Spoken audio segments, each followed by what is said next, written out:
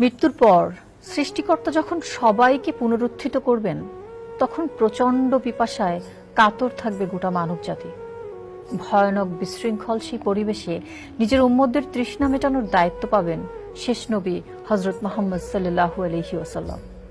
এরপর হাউজে কাউসার থেকে পানি পান করানো হবে বিশ্ববাসীদের। কেমন হবে সেই পানি? কিয়ামতের দিন পিপাসা মেটাতে কারা পাবেন অগ্রাধিকার? জানাচ্ছেন আহমদুল্লাহ শিকদার। হাউজে কাউসার হলো জান্নাতের একটি ঝর্ণা বা সুশীতল কোনো জলধারা। এর পানি হবে পৃথিবীর যে কোনো বিশুদ্ধ পানির চেয়ে সুমিষ্ট ও তৃপ্তিদায়ক, আর মিশকের মতো সুগন্ধি ছড়াবে এই পানি। হাউজে কাউসারের দুই ধারে থাকবে মুক্তার গম্বুজ।